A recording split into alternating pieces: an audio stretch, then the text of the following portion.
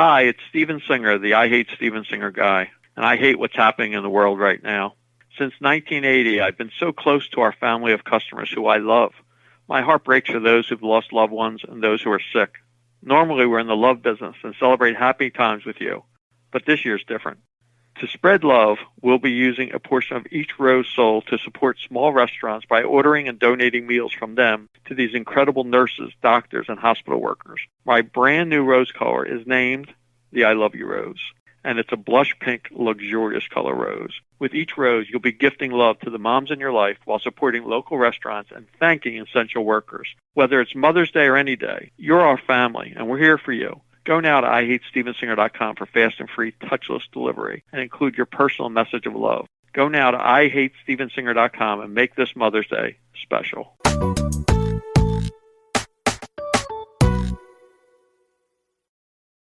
Hey, I wanted to give you a quick heads up. You could have heard this show early and ad-free if you signed up over at adfreeshows.com.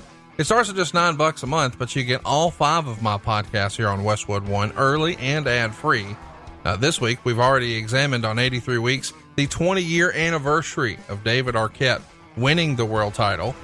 And also at adfreeshows.com, we've got a face-to-face interview. Well, as close as you can get in 2020 with David Arquette and Eric Bischoff on video talking about all the shenanigans that Arquette did in WCW, the good, the bad, and the ugly. We also broke down the AWA Super Clash 4 with Eric Bischoff, which I thought was maybe one of our more fascinating episodes yet, because we heard from Eric Bischoff, the fan, and the young upstart hopeful in the wrestling business, and not the world championship wrestling czar, not the businessman Eric, but the fan Eric. Eric also did a video conference with a college professor who broke down the Firefly Funhouse match, and I think they even plan to do the Boneyard match coming up.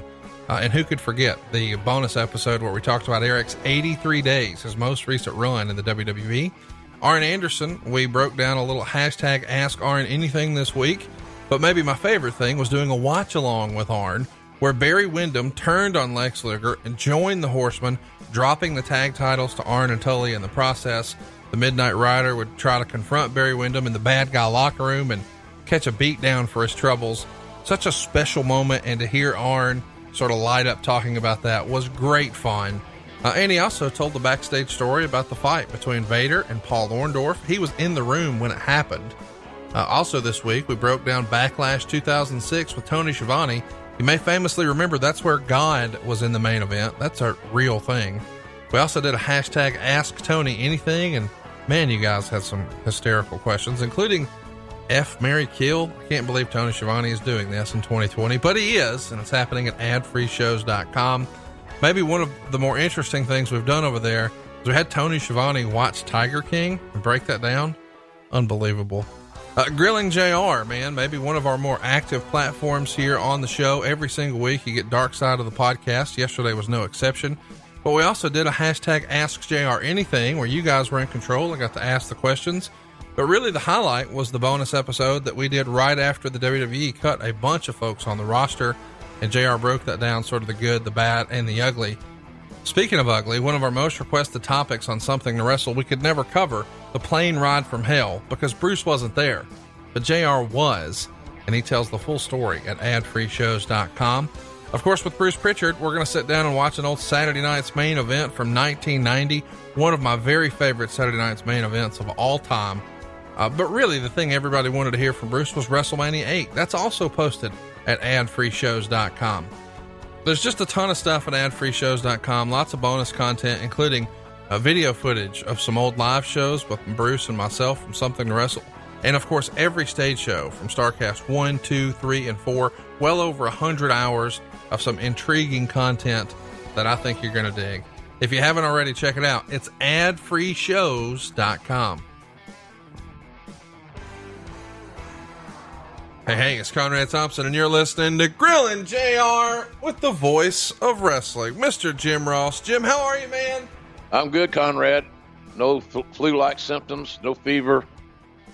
Still getting a little antsy from being hunkered down here in Norman. But by golly, if I was going to be hunkered down anywhere, like the last 7 weeks, it's nice to be at home. So I look at the glass as half full. It is what we got.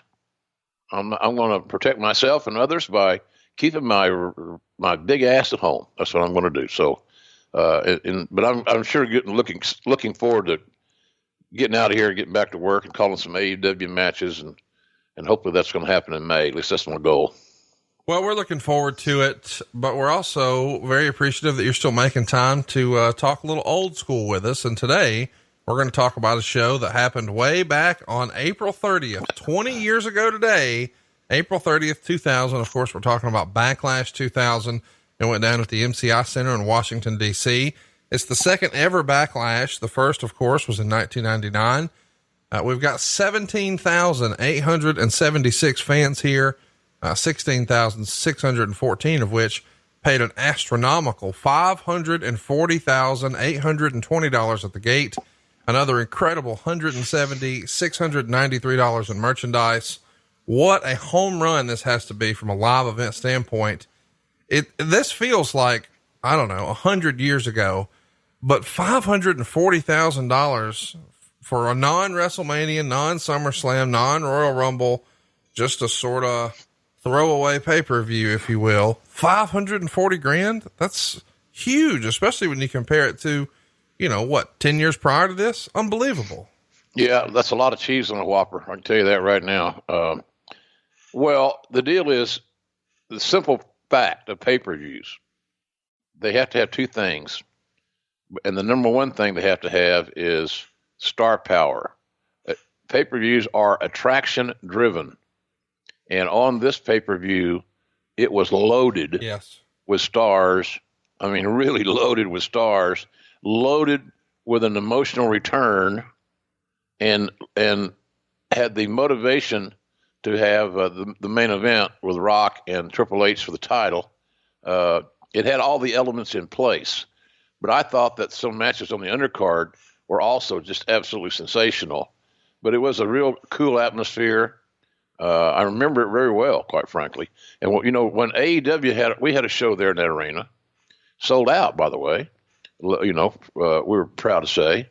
But when I was in that arena, that was the thing that I thought about was, some of those great nights that we had wrestling there. But boy, this Backlash 2000 was a show for the ages.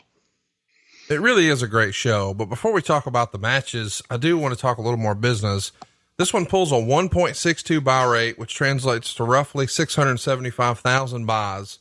What an astronomical number of buys. I mean, we've heard way back in the day that you guys would top 1 million for a WrestleMania, but thinking back through just pay-per-view history for the company, 675,000 buys is a monster number for any show in any era. Do you miss the old school feel of pay-per-view? I mean, obviously AEW is still producing pay-per-views and boxing still has pay-per-views, but with the UFC trying to shift away from that and doing stuff with ESPN Plus and WWE Network going ahead and doing their own thing on the network, it feels, I don't know, different. It doesn't feel like there's as big of a drive and push to sell the pay-per-views. Do you think that's changed the business much overall? Yeah, it's affected the business and how it's presented. I mentioned earlier, the two things you got to have is attractions, because pay-per-views, again, are attraction driven. And the other thing you got to have is great promotion that's multi-layered going into the event. So even though we can all recall, if we think hard enough, of essentially a one match pay-per-view that we can all, that was a good show, but it really was all about the main event was it. But I was happy with the main event, blah, blah, blah. So the promotion for this event really, the lead in, kind of as it worked out for Backlash 2000, was WrestleMania in 2000. And so the comings and goings and the developments at that WrestleMania, especially as it relates to the main event, was very episodically told. It involves some very charismatic people. And then when you can factor in that Stone Cold's returning not in a wrestling role, but returning, if he shows up, he's not going to show up just to hang out. There's going to be a stunner to somebody. There's going to be fists flying, et cetera, et cetera. And the audience had not seen Steve, I don't think, until since November. So it was a very emotional night, but all the elements were in place. The advanced promotion and the attractions. The attraction-driven pay-per-view was really money. And there were some matches underneath that we'll talk about that were helping develop other things, other talents, like Eddie Guerrero, for example, that actually got really over his situation with China. So there's a lot of cool things. Introduction of Trish Stratus on that show was big. It's bigger today than it was then because nobody then, she was a rookie, knew how good she was going to be. We'll talk about that.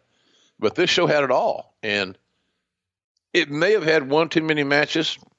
The only critique I could have watching it back, Conrad, was the fact that some of the matches may have had too much time as far as telling a story. And so if you're filling time, it's bad booking. You're not there to fill time. You're there to, if you got a lot of 10 minutes, well, I got to fill 10 minutes. No, you got to go out and have a 10-minute presentation that has a beginning, a middle, and an end, and you kick some ass. That's what you got to have. So it's not filling time. But I felt like some of the matches on this show, which we'll talk about, seemed to me that they were getting more time just as gratuitously, out of good nature. It's the same old shit. We got to do what we can to keep all the boys happy. Well, you'll never keep all the boys happy. Period. No such thing. No such thing. So what you do is you do what's best for the card and for the locker room, and more importantly for the company. Again, the old golden goose thing, man. Keep the goose healthy, boys, because she's sure as hell giving you those golden eggs. So don't screw that up. So it was an interesting night. I enjoyed that night, and I really enjoyed watching this pay-per-view, which I had not seen in 20 years. Let's get into it. We're coming off WrestleMania 2000. Of course, it's really WrestleMania 16. We recently did a show on that, but we saw Triple H retain the world title and Vince McMahon turn on The Rock during the match, which leads to Vince aligning with the women's champion Stephanie, Shane, and DX, creating one big stable, the McMahon-Helmsley faction. What'd you think of Stephanie being women's champ here? Well, I had no issues with it because at that time, the women's title didn't have the chops behind it that the women in WWE have today. It wasn't a priority then. Not bragging about that, just statement of fact. So it was looked at in a little different way, almost like the hardcore title is today, kind of a gimmicky deal. Take it or leave it. It's comedy or whatever. Or in the case of the ladies, it was just TNA. So, and it wasn't about great grappling or athleticism, even though a lot of them were very good athletes, no doubt. But, I thought the show just was very well thought out. And I didn't think Stephanie, she's a hell of a heel. She's a chip off the old block. Stephanie's just a female version of Vince. Right. And he may have been the best heel that we ever had there. Yeah. Because first of all, in that statement, to back that up, he helped make Austin as the ultimate antagonist. Without question. Then he turns now to help do the same thing with another cat named Dwayne Johnson nowadays, but then known as The Rock. So Vince had a major hand as a performer and a villain, which he relished, with two of the all-time biggest stars in WWE. So, but I had no problem with her as that. And I understand adding still the McMahon faction, including Triple H, the McMahon Helmsley thing. We were trying to build Hunter into a great heel. Great steps, a lot of creative, a lot of time and money was put into making Triple H a bona fide, top of the card heel. And over the years, I thought we accomplished that pretty well. But it was Stephanie was money, and she still is money in a heel way, even though that's not her role. Still when she was on TV, she does the heel stuff. But she was a natural. She just watched the old man do his thing and kind of added her own spin to it, and it worked. Let's talk about what gets us here. I should mention Earl Hebner kind of starts a feud against this faction as well, this McMahon-Helmsley faction. On the April 17th Raw, Triple H is defending his title against Chris Jericho, and during the match, Hebner comes to relieve the original referee who